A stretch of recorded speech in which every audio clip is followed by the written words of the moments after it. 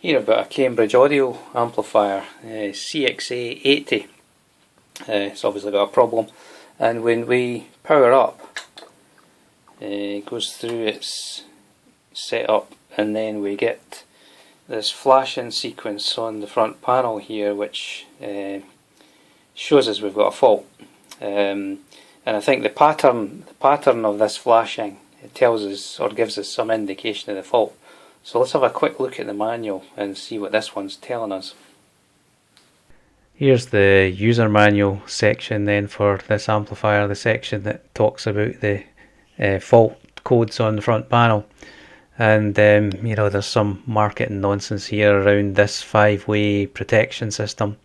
But the bit that catches my attention here is that they've got this proprietary system. And this is to ensure reliability and a long life for its amplifiers. Yeah, so anyway, what we've got is a single flash on the front panel, so that, according to this anyway, suggests a DC problem. So we're maybe looking at output transistors or faulty power supply, something like that. And then just quickly looking at the other items there, 2 flashes would be the thing's too hot, and then 3 is over current voltage, and 4 would be a short on the outputs. So I think that's as much as we're going to get from the user manual. Now I don't know these amplifiers, I've got no background in them, never seen one, and don't have any drawings or any clues as to how the thing's put together. So we'll open it up, and it's probably going to be a bit of a mystery tour, this one, to try and figure out what's going on. Looking inside then, it's obviously a very 1980s type construction in here. Low grade boards and cables and connectors everywhere. Anyway, so first thing we see, we're obviously looking for a DC fault, and the first thing I see here is that this area here, it comes straight off the mains, and this is a standby supply. This is going to be a 5-volt standby supply. And then we've got this relay that whenever we power up is going to put mains onto this transformer, and that's going to power up the rest of the unit. And what I can see is that when I do power up, this relay energizes briefly, and then when it detects the fault, it disconnects it. So it takes power away from the main transformer. And we can just go in, I can show that. If we just actually look at the primary voltage on the transformer, so we're reading 0 volts there. If I turn it on, then I should get a kick of 240 volts, and then when the protect comes in, that's going to disappear. So there we are, 240 very briefly, and then it just switches off. So that's we're on the right track with that. It may be that we need to bypass the protect circuitry to power the thing up to see what's going on.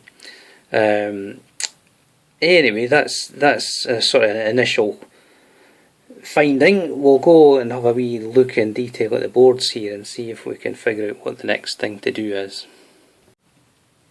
So what I've done then is I've fed the mains in directly to the transformer connector there. You can see I've removed it from the board and just fed a direct connection in there to the mains. All very health and safety, of course, but it gets things up and running so we can do some deeper testing. Now normally when we're looking for a DC fault like what we've got here, we're looking for a power supply issue, or potentially our output transistors have gone. And probably the output transistors are still my favourite at the moment, but we'll see. The issue I've got is I can't get in to probe these transistors. Just the way it's built, there's no way I can probe in there. And the other thing is they're not your normal transistors. These transistors have got some diodes built into the package for use in the bias arrangement, so I can't readily get in there, and they're a bit unusual anyway. And in order to get to that, I've got to take all of this off. I don't really want to do that. So I've checked all the DC rails that I can see, and they're all good. and I've also checked, we can check the output.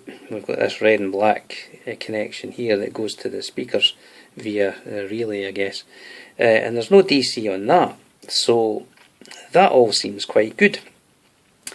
So given that I don't want to just immediately take the board out, I think what I'm going to try and do is just to feed an audio signal directly into the power amp boards, and we'll see how that signal goes through the chain and see if that shows up any problems.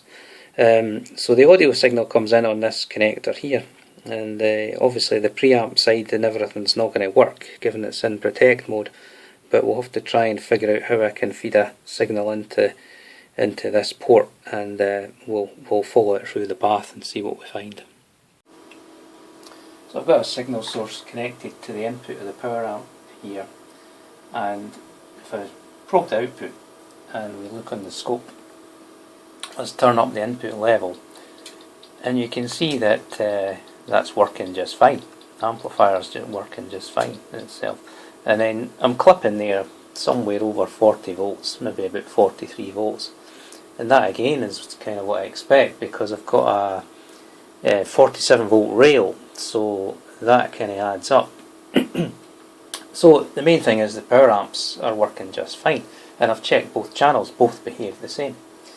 And another clue even before I did that test was that if I put my hands on the heat sinks, there's just a gentle warmth there, which tells me that the transistors are biased up just fine and they're dissipating a little bit of power. They're not excessively warm, you know, they're just at a level you'd expect when the thing's in, you know, not working, and you know, not producing audio. So that's another clue. The transistor stuff's all fine, the power amps are just fine. What I did find though, I'm probing on the board at the output of the power amp, and I don't expect the speaker connectors to be live right now because there should be a relay in that path that's not energized yet. But if I probe the positive output, then I'm getting sort of 15 volts there, and that doesn't feel right. That's probably the source of our problem. And if I take the DMM and I check the other channel, then I'm reading 0 volts there, which is that's what we expect really. If I go to this channel, then I'm reading this 15 volts, and that's just not right at all. So that's probably the source of our problem, and if we can figure out where that's coming from, then we should be in the right path. So let's see what we can find there. So I was somewhat hesitant that the 15 volts I was seeing previously wasn't real. It was maybe something to do with how I had connected the input signal to the amplifier. And when I undid all my cables and put in the normal connections, I struggled to see that voltage again. So what I've got here then is two DMMs just connected to the output. Now, as I mentioned before, I see no DC on the output of the amplifier, so the output of the amplifiers are just fine. And so I'm scratching my head a bit there. Where's that 15 volts gone? And what I find is, let's disconnect the input of this right hand side amplifier, and we'll see that the voltage there on the right DMM goes to near 0. Nothing changes on the left. With that connected, I've got 0.7 volts, you know, and that's still too high. You know, I wouldn't be expecting that on the outputs at all at this stage. There should be absolutely nothing. What I then found is if I disconnect the input of the other amplifier, then I get my 15 volts and 0 volts on the left channel. So there's something there then that you know, when I lift that input connector, that's causing this problem, and that smells like a ground problem to me. So what we'll do now is this connector's obviously got a signal, and it's got a shielded ground and then another what they call a reference. I don't quite know what the difference of that between that and ground is. But what we'll do is we'll just verify what we're thinking here. We'll simply connect the ground pin of this connector to the board and see what effect that has on our voltage. Alright, so I've jammed a wire into the ground pin of this connector here. So then if I just take that single wire and connect it to its normal pin on the board, then indeed I go from 15 down to my 0.7. So the connection of this ground cable on the left channel is affecting our right channel DC output somehow. And you know, if we can understand why that is, then we should be on the track. So I think that what I need to do now is just check all of these cables and make sure that all the grounding is as it should be. And we'll see if that reveals anything. The other thing that I notice when this is disconnected and I've got my 15 volts, if I then lift the right hand side, then I get some sort of intermediate voltage here. So I don't know if there's a clue in there also, but that's something to be investigated. So I'll go and spend a bit of time trying and figure out, make sure all this cabling's right. You know, it could be a ground problem on the board somewhere.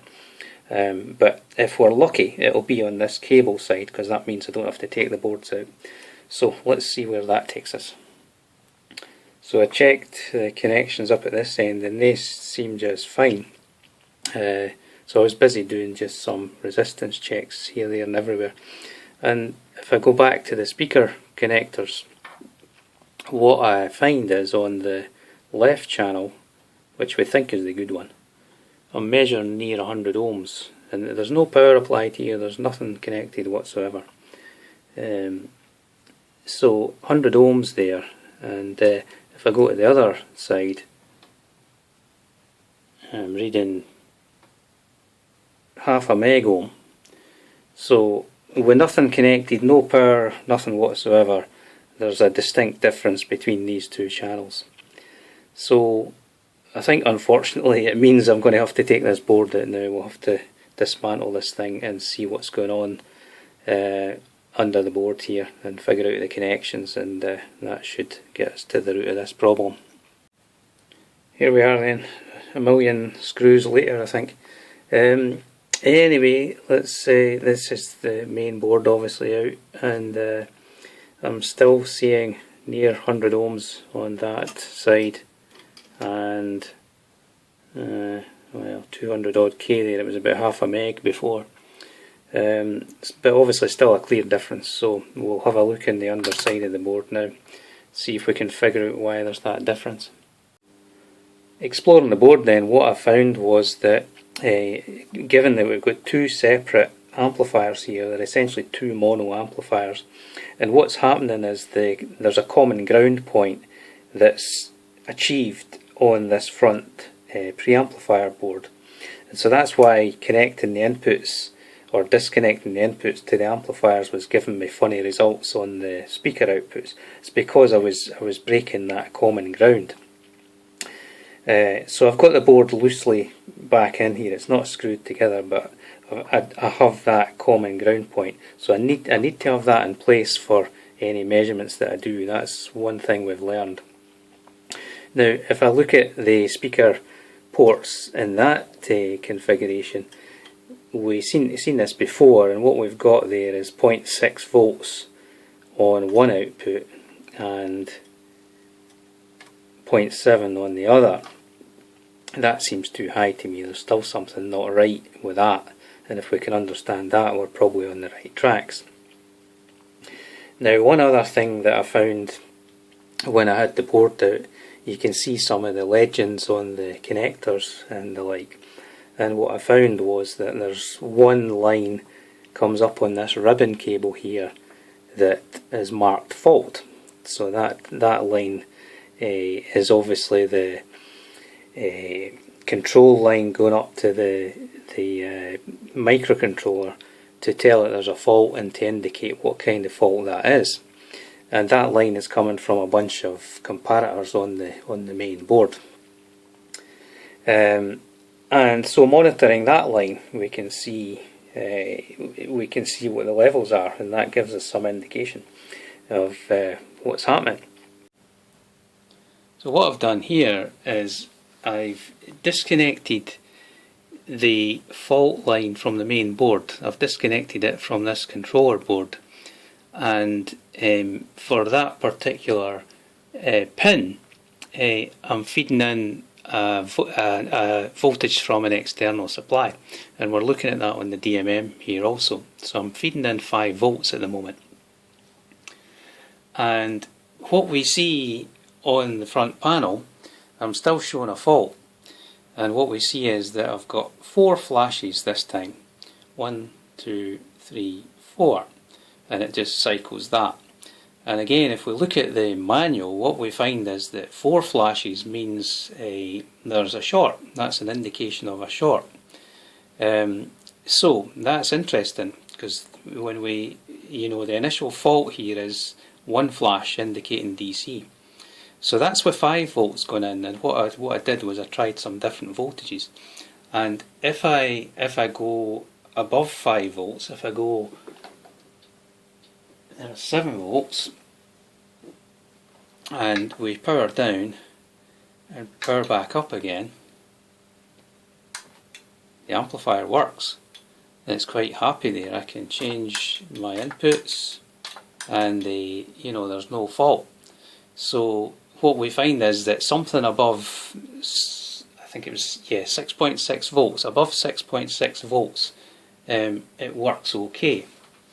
In fact, this is what I found here. Above 6.6 volts it's okay.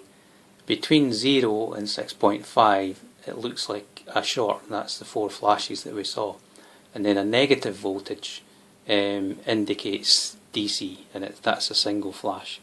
So we've now got some information regarding what voltage we expect to see on this control line, and we can then go back and look at that circuitry, and we can then see what voltage it's outputting, and that's going to help us trace what's happening. If we actually look at the voltage from the board at the moment, it's minus 14.6, and as we said on our little sheet there, negative voltage looks like DC.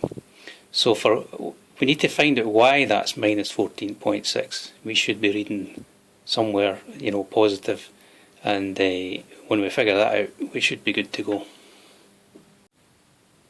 So this is another reason why I don't particularly like these amplifiers. To do any kind of testing like this, you've got half the boards out, but they still need to be connected, and it's just a nightmare.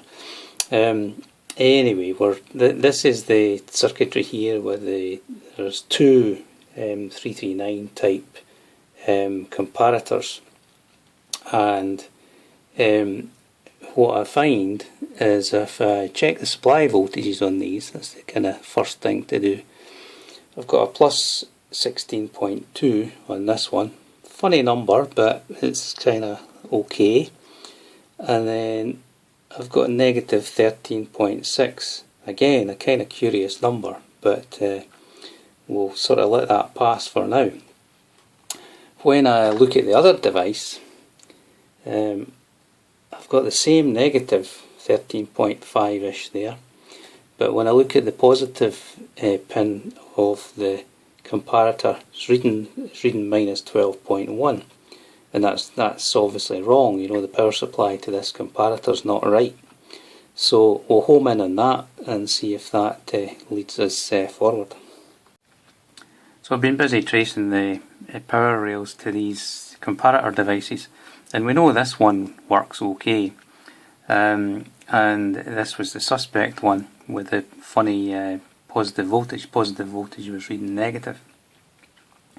And if we check out the ground pins between the 2 devices, they read through. If we check the positive supply, then they don't. And this I couldn't understand, and I was tracing the positive supply and found that it did go to the positive supply, but through a high value resistor, and that was the only path. So this didn't make any sense. And then I began to get a bit suspicious, because you can see there's some a flux residue on this device and a few around it. And I do know that this amplifier, someone else tried to repair it before me. So someone else has been in here. And so you get a bit suspicious if this device is okay and whether it's orientated correctly. And this is where I'm at now. This is what I was assuming to be pin 3, and it reads open to the other device. If I then consider that the device is incorrectly loaded, or loaded the wrong way around, then 1, 2, 3 is the supply line. And if I probe to that, I get a short. And if I check on the negative rail, and I check on the, assuming it's the wrong way around, checking the negative rail, I also get a short. So what's happening here is that the orientation doesn't seem to matter. Just unfortunate that the orientation being incorrect. The negative rail reads okay, but the positive one's obviously wrong. So I think this is what's going on here. So we'll flip the board over, we'll note the orientation and take this device out, and with any luck there'll be some marking under the device to show what the orientation should be, and we'll see if it's if that gives us the answer. So looking at the top side of the board, then we can see the little notch is to the left, and so that would indicate pin 1 here. So we'll take the device off now, and as I say, hopefully there'll be some markings under there to show what the orientation should be. So the device is unsoldered now, so moment of truth then. Let's lift this guy out of the way and see what it tells us. I think I can see the answer already. There you go. The device has been in the wrong way around, so whoever's been in here before, this has been replaced, and never any danger this was going to work. And what a difficult task that makes for anybody else fault finding this thing, because I couldn't see that orientation from just looking at the device. Can only see it taking the device off. Unbelievable.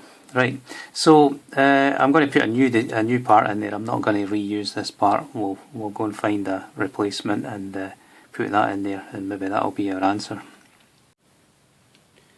Here we are then, and I replaced this device the correct way around, and still had an issue. Still wasn't behaving properly, and I was suspicious that the other comparator device had failed in some way as well, and it was upsetting some of the supply rails. So what I did is I took both of them out and put them in sockets.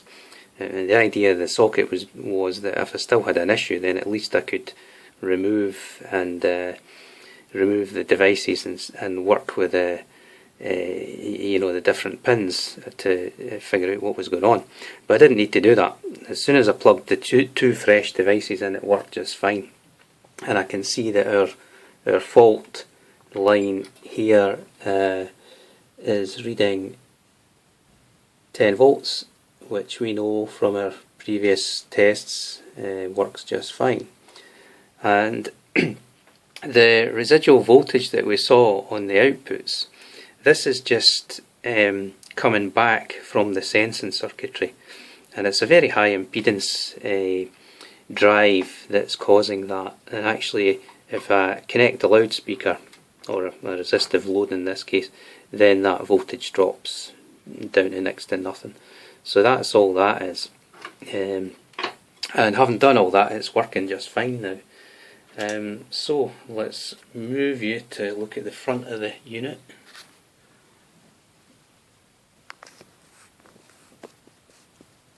And if we power on now, that's working just fine, and I can go through my different settings there. So that's all good. So next job, I guess, is to put the boards back, or before that we'll we'll connect in the standby power supply. So we're powered from the proper main socket. Make sure that's all right. Put the boards in, and hopefully that's us. And you know, we'll just run it for a while, make sure everything's okay. So I thought I was done with this amplifier, but it seems there's a secondary problem, and that's when you power up from cold, it doesn't want to go through the power up sequence completely. So let's try and see if we can show that. So on from the mains, and we're in standby, and we try to power up, and you get a flash of the LEDs there, and then it just kicks off, and you can, it almost got it there, you heard the click, and if you try this repeatedly it'll eventually come good. Now in this situation it's not, doesn't go into full standby, because the main transformer is still running, you know, everything's all still powered up, and it's obviously not showing a fault. So there's something kind of peculiar going on here. And I did a bit of searching, and I find that this is actually not an uncommon problem. You know, there are sort of discussions that are based around this same sort of symptoms. So looking at this, you know, you think, okay, it's not getting through the full power up. That would indicate, you know, there's maybe a power supply that's kind of sagging. Maybe the AC detect's not working properly, or you know, some power line's not right. Searched all of that usual stuff and couldn't find any evidence of what might be wrong there. And so, you know, I got to the point where I thought, well, this is something on the control board. You know, there's a PIC microcontroller on there, and of course we don't know what's happening inside that. That's all firmware that's out of our reach, so we can't do very much there. And so I felt I was kind of stuck at that point, and put it to the side.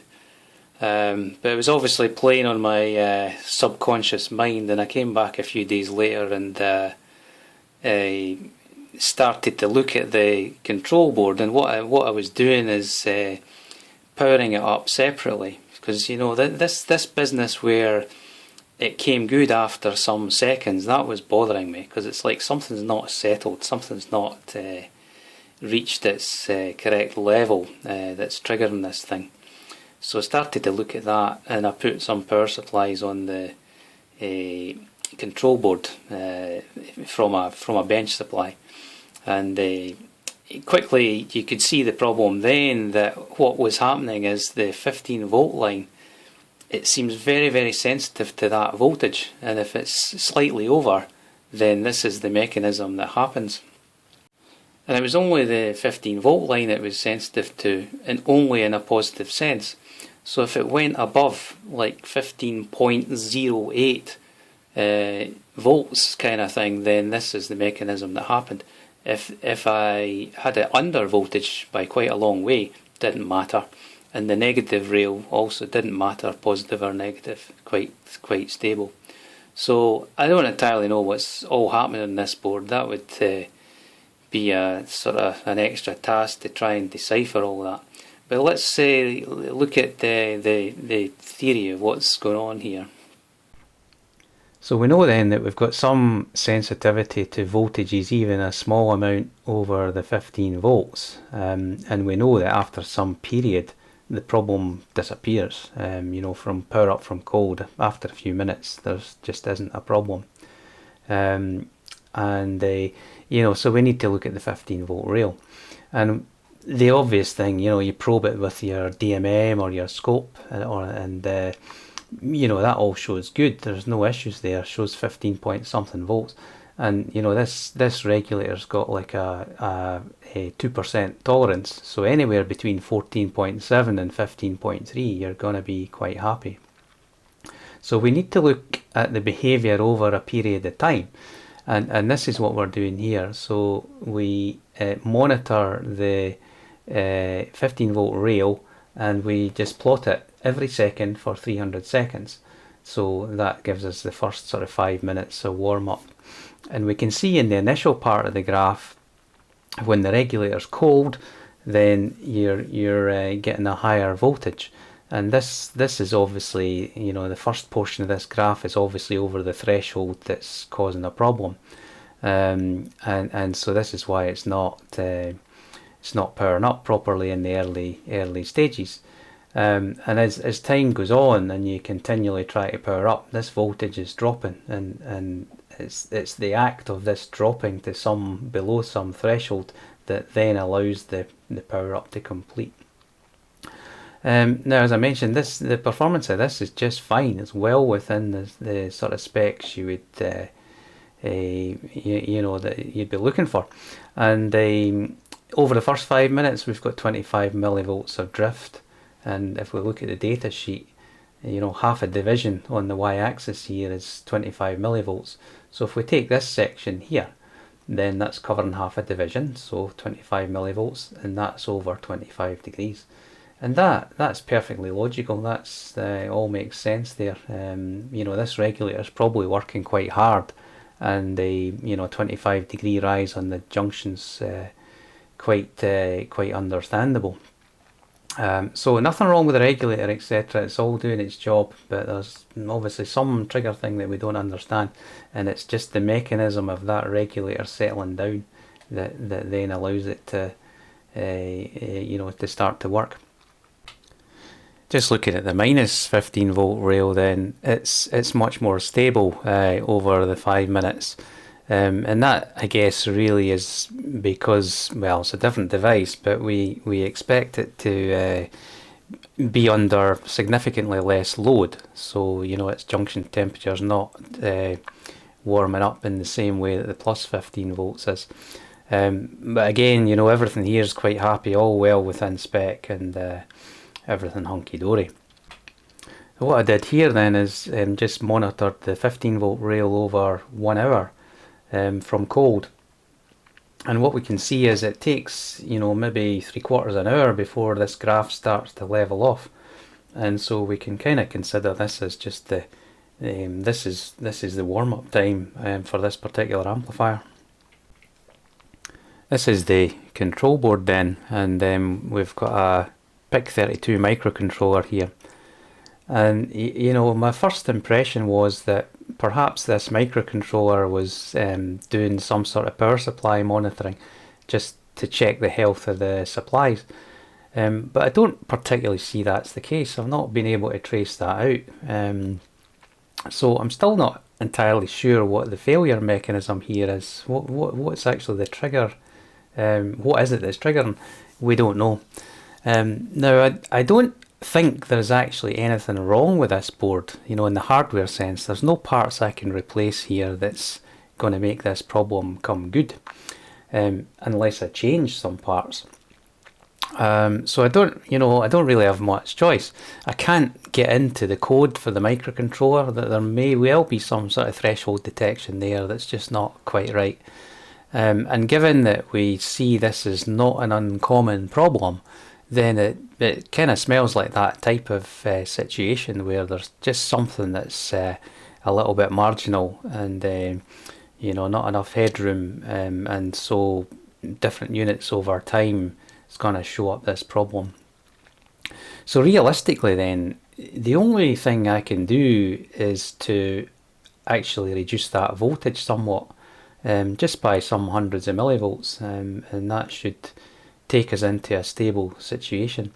So what I'm going to do is this is the 15 volts comes in on this connector, and then there's a ferrite bead that takes the 15 volts to the rest of the board.